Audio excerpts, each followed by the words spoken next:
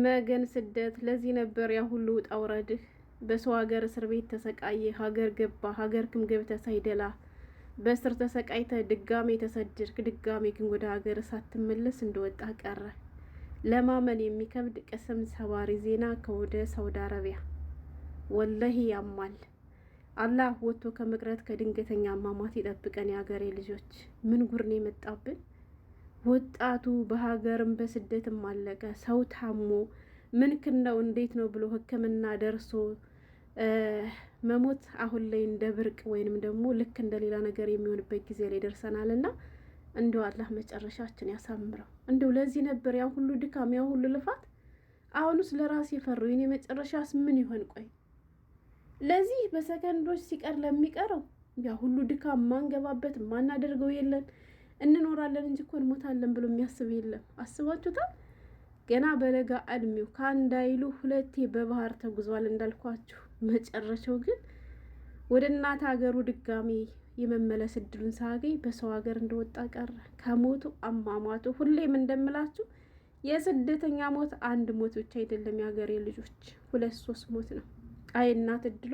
እናት ምን ይበጃት ይሆን ማለት እኛ በሚዲያ የምናውቀው እንደዚህ ያለ የወለደች እናት ቤተሰብ ልጃችሁ ታመመ ደከመን ሳይሰሙ አረ ልጃችሁ ሞተ እኮ ሲባል ምንድን ነው የሚወጣቸው? የሀገሬ ልጆች አላህ መጽናናቱን ይስጣቸው። ወላሂ እኔ በጣም አሳዘነኝ ከምላችሁ በላይ ማለት ነው። ቴዲ ራያን የማውቀው በጣም ከብዙ አመት በፊት ነው።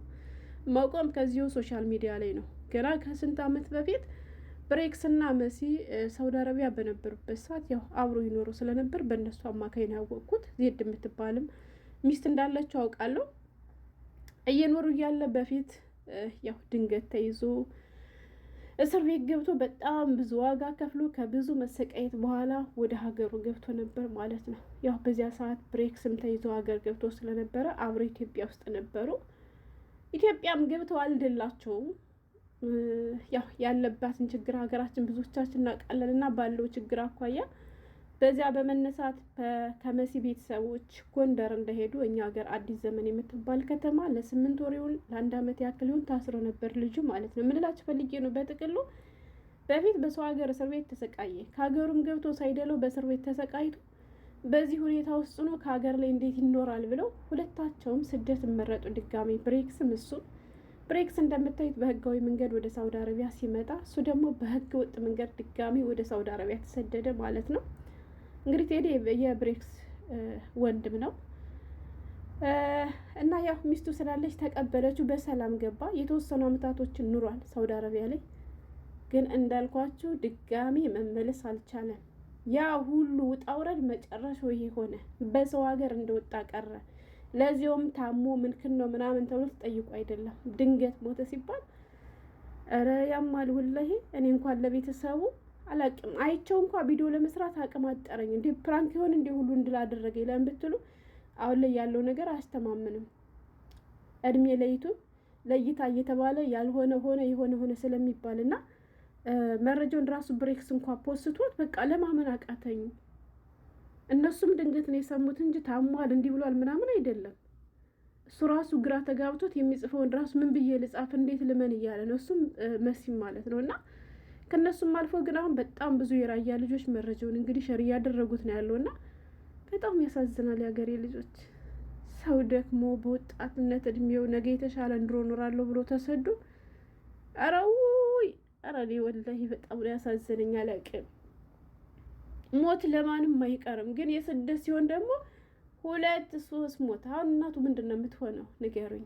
ለሱ ብላ ሚስቱን ብዙ ዋጋ ከፍላለች። በሰው ሀገር ላይ ገብቷቸዋል። በሰው ሀገር ላይ እሷስ እንዴት ነው የምትቋቋመው? ይብላይ ለሟች እንላለን አይደል? ሟች መሞታችን አይቀርም።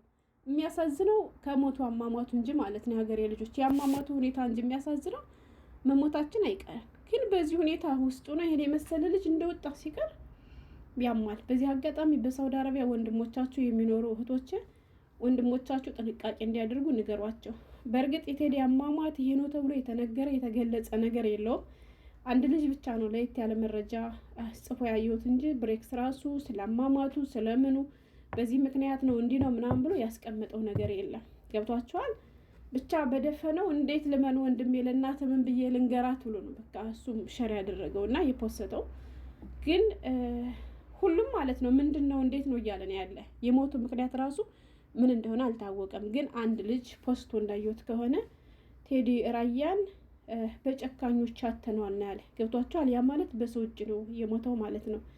አንድ በፖሊሶች ሊሆን ይችላል። ሁለት ደግሞ እንግዲህ አላቅም ከራሱ ሀገር ዜጎች ጋር ተጋጭቶም ሊሆን ይችላል። ግን ብዙ ጊዜ በተደጋጋሚ የምንሰማው ነገር አለ። እሱም ምንድን ነው የመኖሪያ ወረቀት የሌላቸው ልጆች ሳውዲ አረቢያ ላይ ፖሊስ ሲያዩ ላለመያዝ ሲሉ ይሮጣሉ። በሚሮጡ ሰዓት ደግሞ እነዚያ ፖሊሶች እየተኮሱ በጣም የብዙ ሰው ሕይወት ሲያጠፉ ወይም እንደሚያጠፉ እናውቃለን። ስለዚህ በዚህ አጋጣሚ ሊሆን ይችላል፣ በዚህ ምክንያትም ሊሆን ይችላል ህይወቱ ያለፈው እና ሳውዲ አረቢያ ላይ የምትኖሩ ወንድሞቻችሁም ካሏችሁ ፖሊስ ሲያዩ ሩጠው ለማምለጥ ከመሞከር ይልቅ ነገም ሌላ ቀን ነው ለተሻለ ነገርም ሊሆን ስለሚችል እንዲሁ እንሮጣለን ብሎ ባይሞክሩ በሰላም እጃቸውን ሰጥተው ታስረው በሰላም ለሀገራቸው ቢበቁ።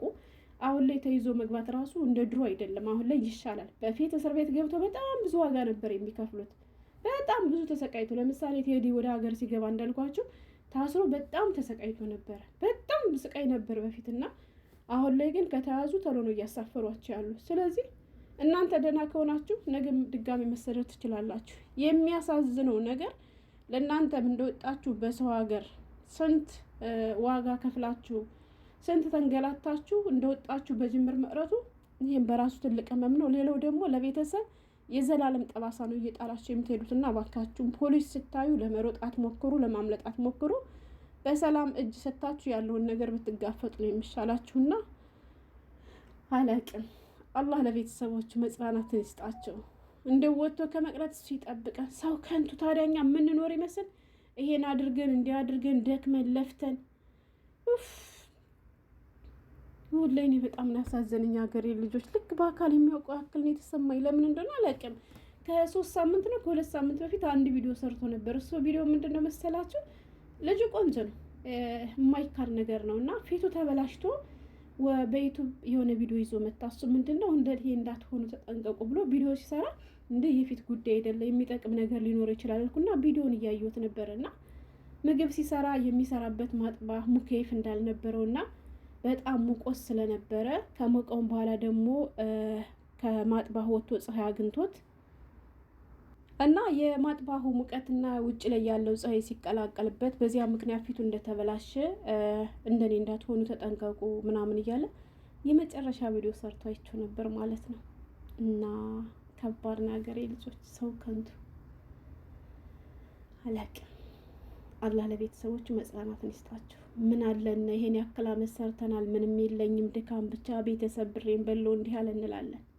ወላሂ በሰላም እንደተሰደዱ በሰላም መመለስን የመሰለ ትልቅ ነገር የለምና እንዲሁ ሁላችንም አላህ በሰላም ለሀገራችን ያብቃን ነው የምለው። እንዲሁ ወጥቶ ከመቅረት እሱ ይጠብቀን፣ መጨረሻችን አላህ ያሳምረው። ሞት ለማንም አይቀርም። በዚህ ልክ ሲሆን ግን በዚህ ሁኔታ ሲሆን ግን ያማል እና አላህ መጨረሻችን ያሳምረው ነው የምለው። በሳውዲ አረቢያ ለሚኖሩ ወንድሞቻችሁ አስጠንቅቋቸው ማለት ነው የምፈልገው። ሰላም ሁኑልኝ።